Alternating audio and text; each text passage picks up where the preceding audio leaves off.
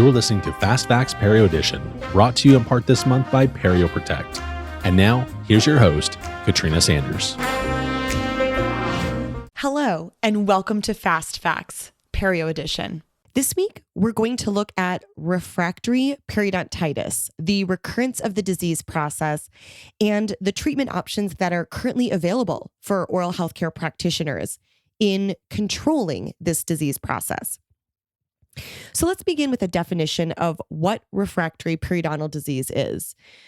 Now, to my hygienicals listening right now, you know exactly what I'm talking about when I read you this definition. Are you ready? Refractory periodontal disease is characterized by low plaque scores, but also low responsiveness to periodontal therapy. Oh, aren't these the frustrating patients?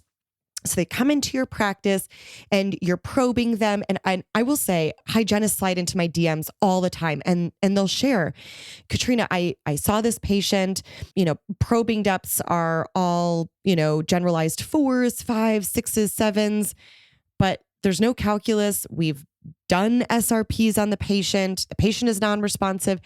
I actually might even get this person to comment and say, I'm not even really seeing bleeding, but there are advanced probing depths. What do I do in this case? Obviously, it's not biofilm induced. That's usually the final response that somebody will say to me. Okay, let's deep dive into that a little bit.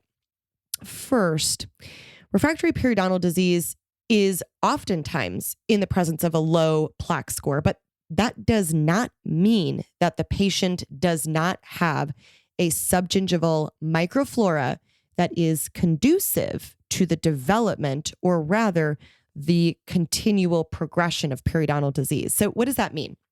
What it means is that in that subgingival space, although your 11-12 ODU Explorer may not feel hard deposits, your Explorer may not feel a grittiness or, I'm going to put in quotes, diseased cementum. Stay tuned as we unpack that in later episodes. But your instruments may not feel a resistance of advanced debris in the area. We know that subgingival microbiota, the microflora in general, is microscopic. That although our hands may not feel it, that there's a likeliness that if the patient is still presenting with advanced probing depths that were non-responsive to your initial non-surgical SRP or periodontal therapy, that there is a high likeliness that that subgingival microflora actually has a high incidence of resistance. Okay, so what does that mean? It means that when we take a look at the serum levels of bacteria in that subgingival space of a non-responder, that we will oftentimes see that that subgingival microflora in refractory disease will have high levels of bacteria that are going to be resistant. Whether that bacteria is resistant to our instrumentation, whether that bacteria is resistant to the antibiotics that we're using, whatever that microflora is presenting with, there is some resilience to that subgingival microflora. Perhaps the exopolysaccharide layer of that biofilm has become resistant, has become a stronger crust or protective layer. Either way, this microflora is demonstrating that your very instrumentation is not going to move the needle in changing what that subgingival microflora is. And it's important to know that oftentimes we are classifying refractory periodontal diseased cases as patients who oftentimes do in fact have a history of antibiotic therapy. However, the antibiotic cocktails that we've been using on these patients is not moving the needle either. In fact, we do oftentimes find that patients who are presenting with refractory periodontitis will also report a long-standing history of various types of different antibiotics, systemic antibiotics or topical antibiotics that have been used in an attempt to try to eradicate this subgingival microbiota. So This is where we are looking at overt prescriptions of systemic doxycycline, systemic amoxicillin, systemic metronidazole or Flagyl in these cases. And yet these bacteria, these subgingival bacteria, have learned how to release enzymes like penicillinase, which are literally enzymes that are designed to break down the very antibiotics that we are attempting to use.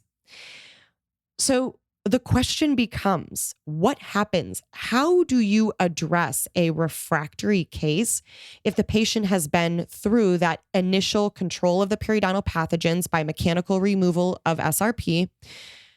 Then the patient's been through surgery. Perhaps we've flapped this patient as a means to maintain. What do we do when these particular cases continue to demonstrate overt signs, stages, or symptoms of refractory disease? Well, a research study was done that looked specifically at that, identifying an innovative adjunctive treatment available to help augment our basic periodontal therapy. Essentially looking at how can we identify significant improvement in these cases that rather have not been demonstrating significant improvement, whether that be through the use of non-surgical, surgical, or even antibiotic therapy.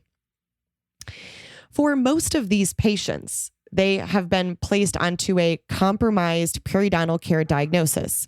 This compromised periodontal diagnosis specifically indicates that these particular individuals are going to be maintained on a periodontal maintenance every 3 months with the working knowledge or collaboration between the provider and the patient that these are just going to be areas of advanced probing depths, and we're going to do our best to continue to maintain them.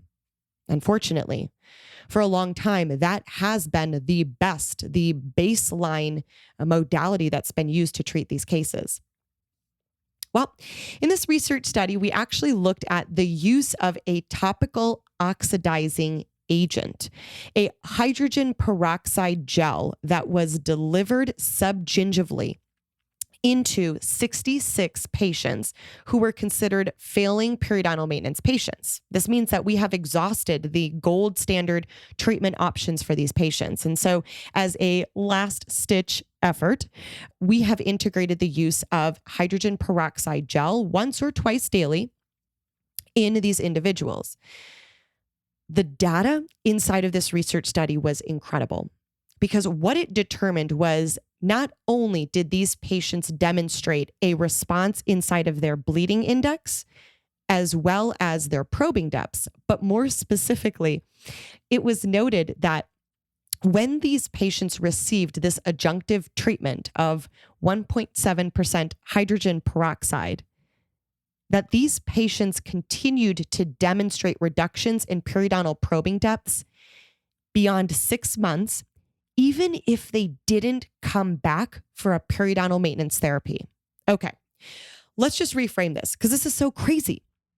What we're literally saying is that when we are instrumentating on these patients, and that instrumentation, whether that be non-surgical SRPs or surgery, and then seeing these patients on a 3-month recall, when that instrumentation has failed the patient, when we cannot continue to move the needle, when the patient is non-responsive, that if we stop instrumentation altogether and for 6 months, we only put these patients on a 1.7% hydrogen peroxide gel inserted through a custom tray into the subgingival space over 6 months, we can continue to see improved data when it comes to reduction in periodontal probing depths.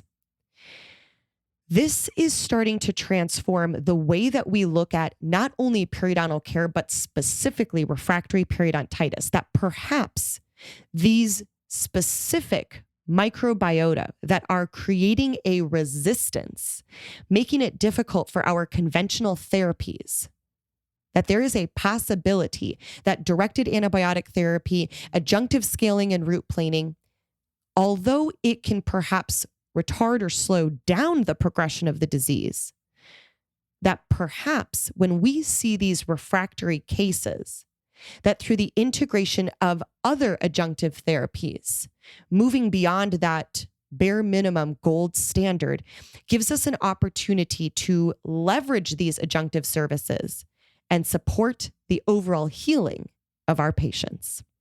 This has been another episode of Fast Facts Perio Edition with Katrina Sanders. Please feel free to reach me on Instagram at The Dental Wine Genist or on my website, www.katrinasanders.com. Cheers. Thank you for listening to another episode of Fast Facts Perio Edition, brought to you in part this month by Perio Protect, the only company to undergo the rigorous approval for clearance with the FDA for customized periodontal medicament carriers called Perio trays.